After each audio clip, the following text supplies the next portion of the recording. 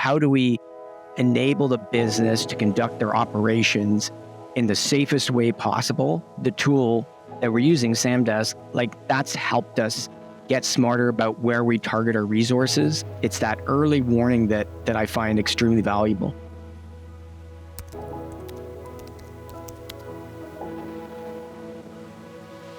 Hey everybody, welcome to the show. My name is James Neufeld. I'm the CEO and founder here at Samdesk. Today we're talking to another one of our power users at Samdesk. His name is Harris, from a well-known Canadian brand, an international brand as well, Canada Goose. The reason we're doing this show is really two parts. The first part that we're trying to dig into with this show is really a lot of our users at Samdesk have really important jobs. They play a really critical role, oftentimes very much behind the scenes. So one of the great privileges that we have here at Samdesk is starting to hear a lot of these stories and want to kind of bring a spotlight to that. Some of the really critical work that our users do across the board, some major notable brands, sometimes they're unknown brands or NGOs or even government agencies where we can tell those stories. So that's one of the things we like to do on the show here. The second part is really, even though we build the platform here at Samdesk, we continually find out and learn about all the different ways that our users use the platform. And so we're continually surprised by the unique and different use cases that our platform powers. So this really, an opportunity to unpack some of those stories and hear some of those practical everyday use cases of how real-time data can be helpful to some of our users and tell those stories. So that's why we're here. So with that, let's jump in. I'm really excited to have on the show today, Harris Silver. Harris is the Senior Director of Security at Canada Goose, a fellow Canadian company. So Harris, thanks so much for having the conversation today. Welcome to the show. Thank you. Great to be here. So let's jump right in, Harris. Tell us a little bit about Canada Goose. What are you guys up to over there? And what's your role with the company? So, Canada Goose, our mission statement is basically keeping the planet cool and keeping the people on it warm. And we try to live that every day with the products that we put out. We've been really pushing a lot on sustainability as well. We've always had it in our genes, but now it's really become to the front focus of our product development. So my role as the Director of Security for Canada Goose is I look at myself as a business enabler. Every business has its challenges. We've had a lot over the years of various different threats. And when I was brought on when the company had just gone public, and they realized that they needed a more sort of wholesome approach or fulsome approach to how they operate in all their different markets and how do you get into those markets and operate safely. At the time, we had been dealing mostly with protest threat. I was brought on to kind of help bring that into check and manage that. And then as we've grown as a company, that sort of dropped off. And we're dealing more with the criminal threat that a lot of businesses have been dealing with, and then obviously pandemic threat. So again, everything we do has been with a lens to how do we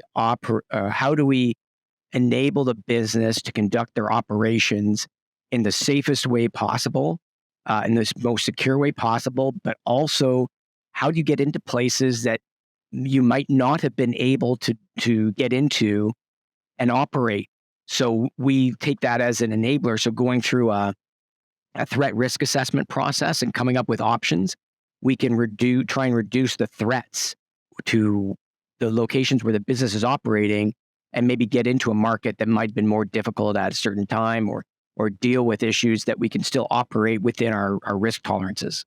And I think you're kind of touching on this, and I love the term, Harris, the business enabler, right? And so I think sometimes some organizations will look at, a corporate security or resilience type functionality as a pure cost center. Talk to us about that and unpack that a little bit. Why do you view yourself as a business enabler and not just kind of, a cog in the wheel? Sure. So I think it really stemmed from just, it was from the top leadership down. I think really both the CEO and when I was brought on, I was directly reporting to the chief of staff. And it was really business was forefront. So it wasn't all about just sort of, locks and alarms and things like that, which again played to my background. I was coming not from sort of a traditional security background, but I've been in the military, worked with the UN, and our role there was basically similar to what I'd mentioned. And also, I was at the our national broadcaster, the Canadian Broadcasting Corporation, for several years, and figure out, how do we get reporters in to areas? How do we enable people to operate in some of these difficult environments with the focus on it's not about saying no. It's saying we can do this, but here's how we can do it properly, or here's how we can do it safely. And so we've taken that same approach here.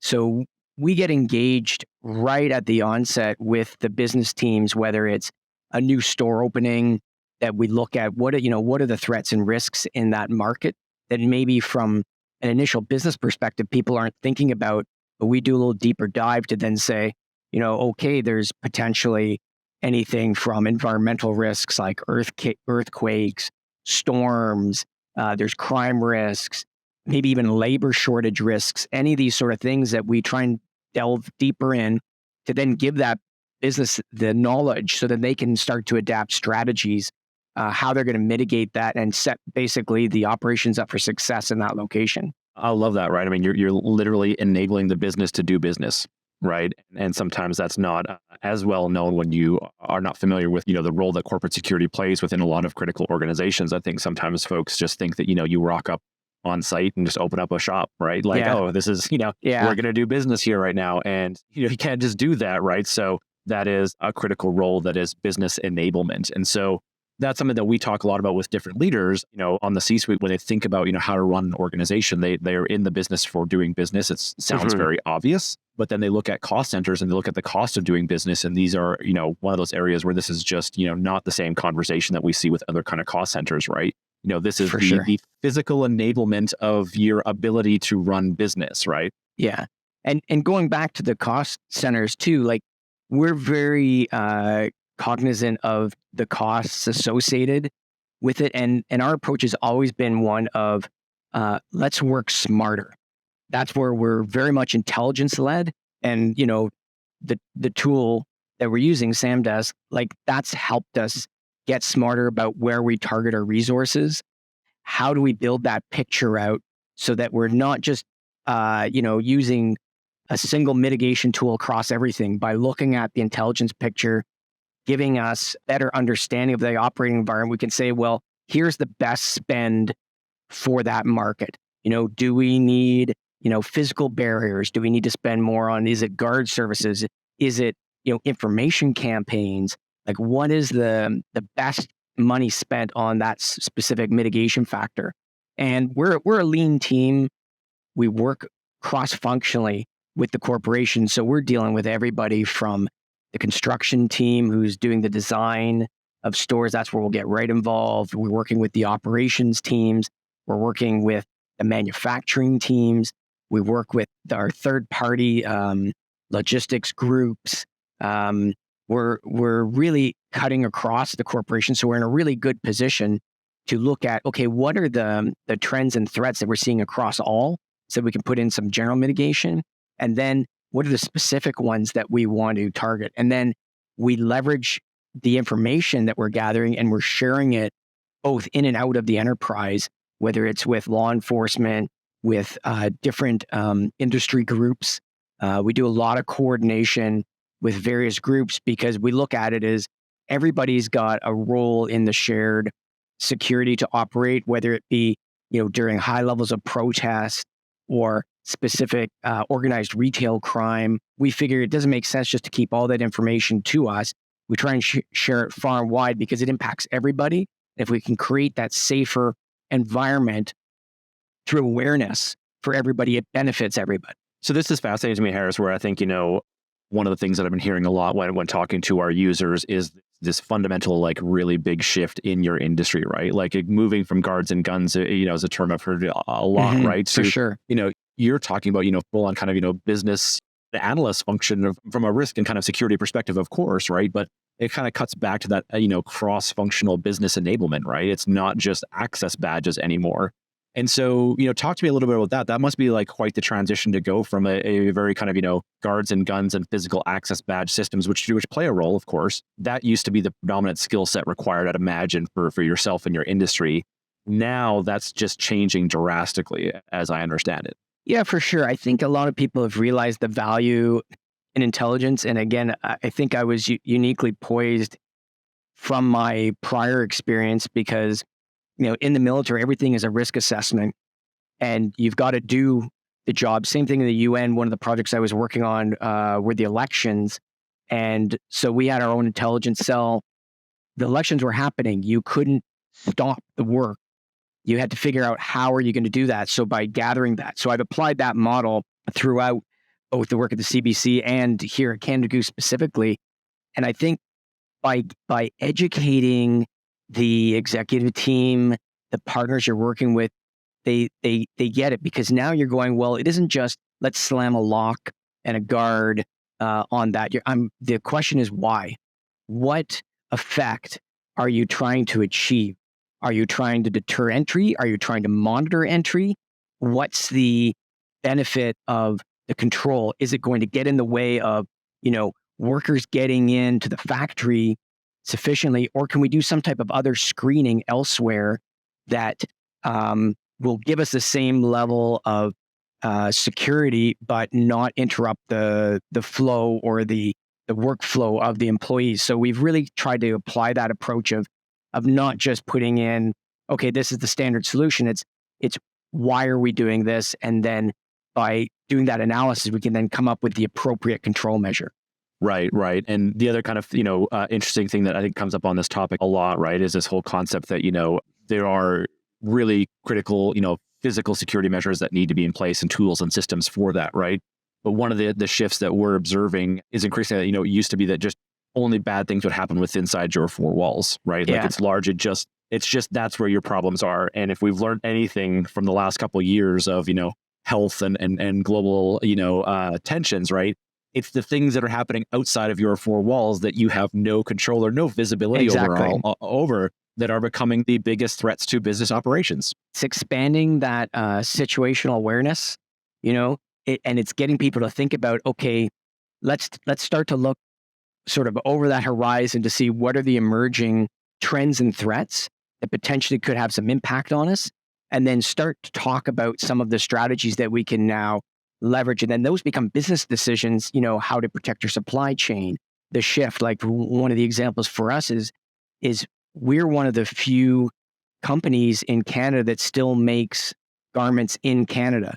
So our workforce, our factories make our coats in Canada. So when it came to things like the pandemic where the supply chain was significantly impacted, we weren't as impacted, say, as other manufacturers, because we're making it here in Canada. We've got greater control. At the same time, we were able to turn around and shift production to hospital scrubs, protective equipment. So, we stopped making jackets in the early days of the pandemic and started turning out that protective equipment to support the pandemic effort. So having that understanding and visibility of the threats, we could help the business decide to make those changes. And then same thing, as a security team, we then became the de facto experts on monitoring all the pandemic trends, all the latest government changes, screening, all the things that you had to do. And then we set that up in place to enable the workforce so that we could bring in, the amount of people, monitor them, keep the sickness out of the workplace so that we could still keep those functions going.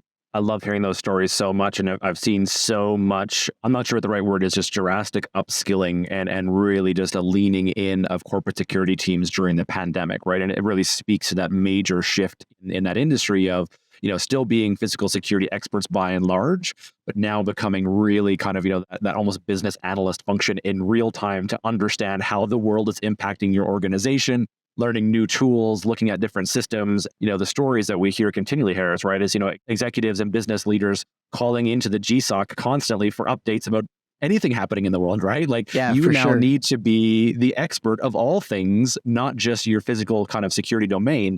And that's been incredible to watch the industry really rise to that challenge. I think it's been incredibly inspiring and impressive to see, what GSOCs as a term, but just as an industry as a whole has really, needed to rise to that challenge, because they were thrust into that position that just didn't really exist as that in that exact function 5 years ago, right? And we've been really trying to push stuff out as well. We have a we put out weekly updates as sort of a generic intelligence product just to educate everybody in the markets on like what's going on in their market, like, timely information, because a lot of people, if they get stuff too far in advance, they don't pay attention. So we've been really trying to time it right.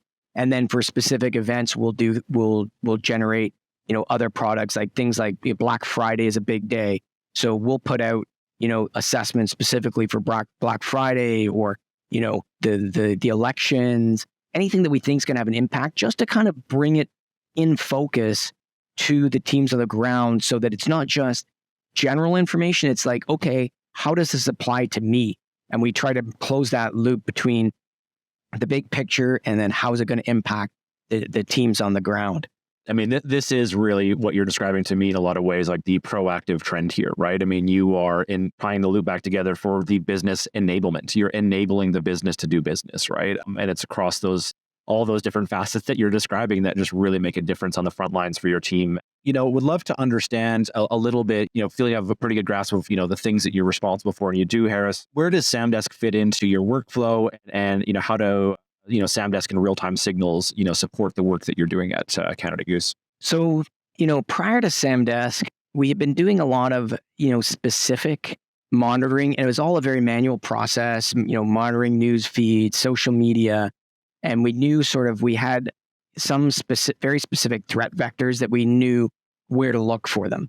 But I found in a lot of ways, we were missing some of the more general stuff in the areas. And so that was what we were looking for. We needed something that would almost give us these protective rings of information around our site so that we could monitor an early warning. So what we've done with Samdesk, we've set up perimeter around all of our locations, with certain criteria in terms of risk level.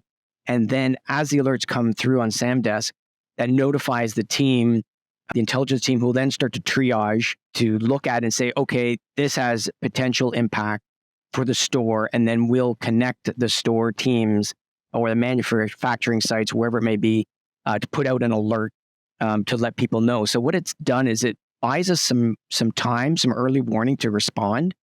And we've had a couple of really interesting cases where one was recently out of our Eden Center store. We picked up on Samdesk, I'd say about an hour prior to the evacuation, of a fire in the parking garage. And so we managed to, warn the team up and saying, this is really close. It's right in the parking structure. So there's a potential for an evacuation. Sure enough, there was an evacuation of the mall. And by giving that team the early warning, they managed to do all their closing procedures really quickly, be really prepared, and a real clean close to get everybody up and out easily. So to me, that was the value proof there. The other one too, we also had an active shooter event at the Mall of America. I think it was back in August. And we picked it up, same thing on Samdesk. We communicated it through to sort of the retail management team to the stores. And the store was like, sorry, can't go or can't talk. We're going down into lockdown now. So we caught it just on that cusp of the event happening. Again, it's just getting that early warning so that we can get the information out to the people that need it so that they can take the action locally. Because at the end of the day, it's the local teams need to take the appropriate actions. But our aim is we want to give them as much information as we can to enable them so they're making better decisions and have a more wholesome picture of what they're dealing with. Obviously information is always fragmented, but the earlier warning we can get, and then we would clarify the situation and monitor it in real time to update the executive team, the management team, so it's not falling on the local team to update that. So they're getting that general picture, and then they can check in periodically with the local team to find out what other support they need. And then it allows us to do things. We managed to mobilize the HR team to deal with the support requirements, to deal with the aftermath of that. Everybody gets involved, whether it's finance for adjusting payments, salaries, out-of-pocket expenses to get people home, out of the malls, because a lot of times they can't take their cars. They've just got to evacuate, whether it be any additional support. So we managed to leverage that and get all the information out to all the players in time. Thanks so much for sharing those stories, Harris. It's incredible to think about this little tiny notification. Yeah, And sometimes exactly. it's this little thing, and you've clearly articulated you're going, you're going up levels to leadership, you're going down to your teams on the ground, you're going sideways to, departments across HR and support for your employees and your team and your most precious resources, taking care of them from all those considerations. It's interesting that it's like, it's a ping, Yeah, that's right? exactly it. You go back to you never know. First report is always wrong, but it's what gets things going. So that early warning is so important. And then it starts to become, okay, what's this shaping up like? What's the potential? So you give at least we're giving an early warning, say, hey, something is up. We're monitoring it. We'll update you as we go. But at least the teams are like, hey, thank you very much. Like nobody's giving us this information before. We really appreciate it. And a lot of them are like, now they've got the appetite and say, hey, anything going on? And if they haven't heard something for a while, they'll reach out and say, and we heard about something in the mall. Any follow up on this? So it's also helped promote getting local information, getting people engaged more locally, because now they're like, hey, someone's watching for us. Let's see if we can help that too. So it creates that almost like a better system overall, showing people that we're engaged in using the tools to support them. And it's just right. You want to work for companies. You want to be part of a team where somebody's got your back, right? You want to know that. And I think it brings a whole new dimension to employee wellness and just the overall employee experience within organizations, right? And this is one of the things too that we think about a lot and talk about some of our customers and previous, guests on the show is just this concept of, this mass comms system too, that where when the information is so delayed, you're in the thick of it. Your mall's getting locked down. When you are in, that situation yourself, it's scary, right? You don't know what's going on. You don't know who to talk to. And sometimes, unfortunately, I mean, all these tools have a role to play, but sometimes it can be really frustrating and disappointing for the user of these systems to get a mass notification like 3 hours later when they've dealt with it on their own. They've had to call an Uber, a taxi, It's exactly and ping. I think sometimes, right, Harris, we're just missing the point, right? Like that's the challenge sometimes is we're there to help. We're trying to do these really critical functions, right? And so it's not for lack of trying sometimes, but if it all comes together a little too late, unfortunately, we're in cleanup mode. And I think too, some of it, I'm very conscious of like just not overwhelming people. Like it's that balance of giving them enough, but not overwhelming them with stuff that doesn't apply to them, especially in a crisis. Like they want to be getting the right targeted information, anything extraneous, and having to deal with multiple other groups. So we work very closely, like with the retail team specifically in those events to make sure that the flow of information is clean and it's going through the retail process so that they know, okay, this is where it's coming from. It's a clean channel of information. And that's where you should be spending your time, right? I mean, that's, I'd imagine, where you and your team want to be spending time, not trying to, hit refresh on a web page, trying to catch it, right? Exactly. It's like, let's dig into that a little bit, right? So, what was life like before Samdesk? What were you guys doing? What did that look like for you guys at Canada Goose? Yeah. So like I said, it was, I'd come over to my analyst and I'd see he'd have like 30, 40 tabs open at the top of a web page and a browser. And I'd be like, how do you even manage that? That was part of the problem because you'd go down so many different sources. Everything was manual. You'd be trying to collate it together to then, communicate it out. So the thing I found with Samdesk, it goes back to we're trying to leverage technology as a force multiplier. We're a small team and we have to make the technology work for us. So I found, for us at least, the fit with Samdesk was great because it was easy setup. The onboarding process was fantastic. We were up and running very quickly, and then we could tailor it. And do we want our warnings out 2 kilometers, 1 kilometer? Like what was the right signal to noise ratio for us? And then once we hit, it was like, okay, that's about right. Like that's giving us the things that we're looking for with the right amount of time. And so now all that's automated. And then we've got, within our licensing structure, we've got the right people that are getting those notifications who would then can do that triage still for us. Cause I think that's a part that while AI is great, there's still stuff that I think needs that human interaction. And then we do that, last check. And then that's when the decision goes, whether it goes out or not, to the teams on the ground so that we're we're acting as that filter so that, they can focus on what they need to be focusing on is, serving our customers and clients, delivering that experience that is part of Canada Goose. So I feel that by making sure that we're not giving them, excessive information, or we're making sure that what is coming through is they understand is absolutely important, that makes the difference for them to be able to, achieve their goals properly. And the reason I want to, drill down maybe one layer deeper here is on this one, because I still think that a lot of corporate security teams are living in this space, right? Like, whether it's Samdesk or whatever, not having real-time signals when you're that analyst hitting refresh, what does it look like when you are not ahead of the situation? It becomes those you don't know, right? And so then you're caught flat-footed. Ability to respond is limited. So by having that sort of early warning network out there, we can be planning in advance and have the contingencies in place to deal with it. So, it's better to be able to say, hey, we had everything spooled up, ready to go, and we didn't have to do it, than, oh crap, something's happened and we can't respond to it. Having that real-time alerting, just gets you in that mindset, okay, we're tracking what's going on. We're not seeing, okay, are we seeing a trend here? Is this something we have to worry about?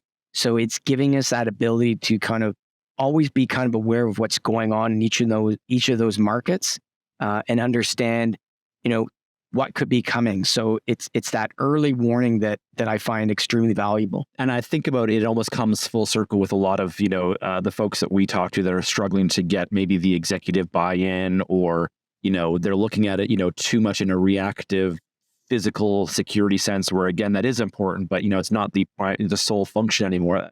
And it's almost like this really negative spiral where, then something big does happen. We call it the CNN factor. Executives see it on the news. That's it. Or, the frontline staff is experiencing it, and you get caught in this really difficult situation. And then there's an understandable, sometimes unfortunately, but understandable perhaps frustration from leadership being like, why do I fund this? Why does this exist, right? Because your job was to help the situation. I'm fielding inbound calls from the top and the bottom at the same time. They're both asking me what's going on. And you are right. You're caught flat-footed. And you're like, I'm just hearing about this now. And when you think of that response, when both sides are anxious, that's not what you want to hear, right? You don't want to hear like, this is the first time I'm hearing about it, or let me look into that. And so your example of the active shooter, even if you can get a slight advantage, even sometimes it's not hours, sometimes it's just that every little bit, that when that inbound call hits your desk, right, you're like, okay, thank goodness it's at least not the first time I've heard about this. I can at least give you a slightly better response, and I can feel now that I've got your back, and I'm fulfilling part of my core function to this organization, right? It gives us too an ability, like when we pick up the early warning alerts, we can then also go out and start looking at other sources. So, we've got relationships with different law enforcement agencies, with retail associations, industry associations, and we'll reach out, say, hey, anybody else hearing about this, or anybody thinking about this? So we can kind of put it out of those forums. And then sometimes you'll get, some other real-time information back from people saying, yeah, we've got a store in the ground and this is what they're telling us, or no, we haven't heard that, or yes, we have seen, there's a police gathering in a certain area or something. So it just gives you that additional validation on the information. So then that helps shape, okay, when do we need to act? What's the action that we need to take? So by having that early warning, it helps you become more of contributor to these groups that we work with, so that people promote that sharing of information and they see the value in the groups too. We looked around a lot for a lot of different products. We've trialed all sorts of stuff. And I would just say that from our point of view, the initial effort for setup for us was one of the biggest selling points, and just the ease of configuration, and then tunability for us was just, those were some of the key factors. Because again, there are so many tools out there, you could get just lost in the analysis. You get lost in it, but when you start to articulate the impact, right, you almost want Samdesk to be entirely invisible. It's not like you will really, it's great that it is easy to use, your analysts are hopefully there, but it is this, concept that we hopefully have your back type feeling on that horizon scanning type stuff. Just having something that delivered just what we needed and was easy to train the team up on and configure Because again, the old adage of the time is money, like getting us up and running, we were up and running within days as opposed to months. So that made a huge difference for us. Make sure I feed that back to the team. I mean, I'm really proud of the work that they do. It has to be intuitive. And you just know that that's just how people think and work. And you need to meet people where they are. You got to, meet them where they are, think like they think, and support them. And if you want to be that business enabler, those are just table stakes. I could see a lot of organizations, like smaller shops too, that say they don't have an analyst. Like it's a great tool to just hop in, and it provides that sort of that back end notification and tracking of stuff, So like that's what I felt when we looked at all the different tools, was like, this is a perfect fit for us. It was just leveraging the gap that I saw that we had in monitoring the general stuff. It's just kind of given us that full coverage that we had been missing. As one of your vendors, it's a responsibility we take pretty seriously around here at Samdesk, but we do thank you for the trust, and hope to keep impressing you guys and earning that trust going forward. Well, look, Harris, this has been a fascinating conversation, really inspiring to kind of, hear, the work that you do. I love the way you're thinking about all the different facets of how, from somebody in a storefront to a factory, right, to leadership, right, how that you're becoming this, central hub to all of these things. I think is just really incredible to hear. And we're deeply humbled to play, hopefully a small role in helping you guys achieve some of your mission and mandate there. Great conversation. Really appreciate it. Thanks again.